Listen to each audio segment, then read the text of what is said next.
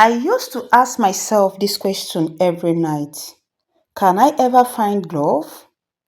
Not the kind you see in movies, not the kind people fake on social media, but the real kind. The kind that stays when everything else falls apart. My name is Norma, and this is my story. I grew up believing love was something you earn if you were good enough, quiet enough, beautiful enough. Maybe someone would choose you. But life had a funny way of teaching me the opposite. My first heartbreak came when I was 17. He said I was too much, too emotional, too expressive, too intense. So I changed. I become quiet, smaller, easier to ignore. And for a while, I thought it was working. Years later, I met Daniel.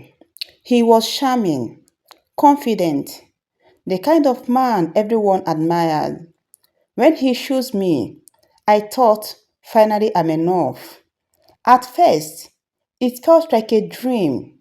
Late night calls, sweet messages, promises of forever. But slowly, things began to change. Why do you talk so much? Why can't you dress like other girls? Why are you always so sensitive? The same words, different voice, same pain.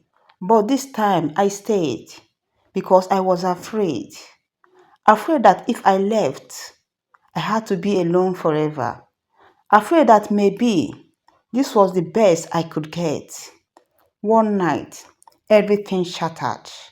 I remembered it clearly. Len hitting the window, my phone writing up a message. Not from him, but from another girl. I think you deserve to know. He has been seeing me too. My heart didn't break. It collapsed. I couldn't breathe, couldn't think. All I could hear was that voice in my head whispering, "You are not enough." I left him that night, not because I was strong, but because I had nothing left in me to stay. The days that followed were the darkest of my life. I stopped going out, stopped answering calls, stopped looking at myself in mirror, because every time I did, I saw someone unlovable, someone replaceable, someone easy to forget. One evening, I sat alone in my room, staring at the ceiling, and I asked myself again, can I ever find love? But this time, the question felt different, heavier, more honest. Because deep down, I wasn't just asking about someone else loving me, I was asking, am I even worthy of love at all? Weeks passed, then months. Slowly, life began to move again. Not in big, dramatic way, but in a small, quiet moment. I started taking walks, started journaling, started listening to my own thoughts instead of learning from them. And one day, unexpected happened. I laughed, not a fake laugh, not a forced one, a real one. And it scared me because I realized maybe I wasn't as broken as I thought. Then came the moment that changes everything.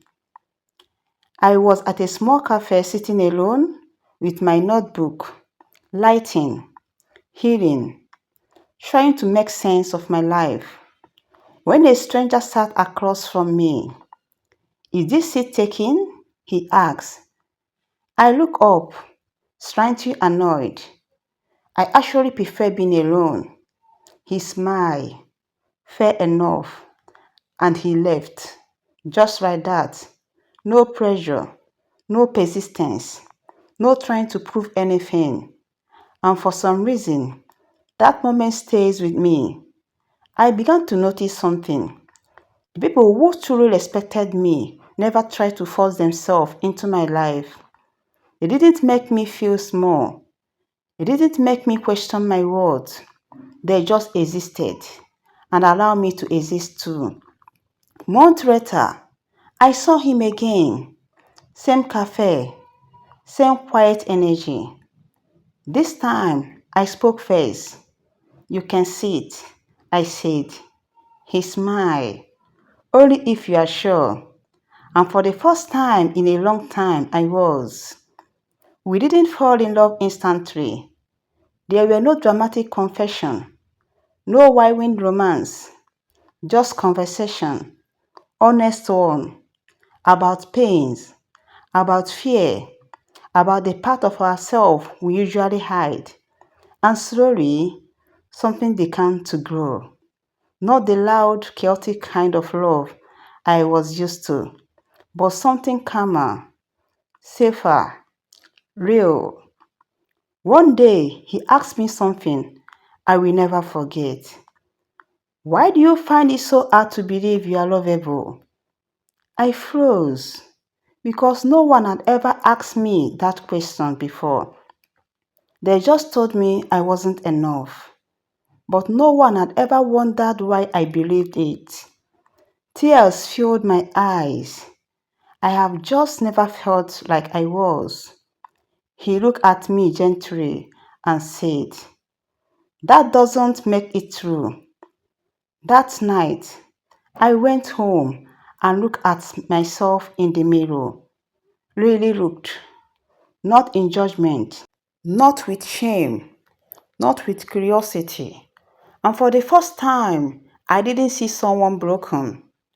I saw someone who had survived, someone who had loved even when it hurt, someone who was still here, still trying, still hoping. And that's when I understood something. Love wasn't something I had to chase, or earn, or beg for. It wasn't hidden somewhere, waiting for me to become perfect. It was already within me, in the way I cared, the way I felt, the way I kept going, even after everything. So, can I ever find love? Yes, but not the way I used to think. Because real love doesn't start with someone else choosing you. It starts with you choosing yourself. And when you finally do that, the right kind of love doesn't confuse you. It doesn't hurt you. It doesn't make you question your worth. It meets you where you are and stays. Today I'm still learning, still growing, still healing. But I'm no longer asking, can I ever find love? Because now I know I already have. And this time, I'm not losing it. Thank you for watching. Don't forget to like, subscribe, and share. See you in my next video. Bye.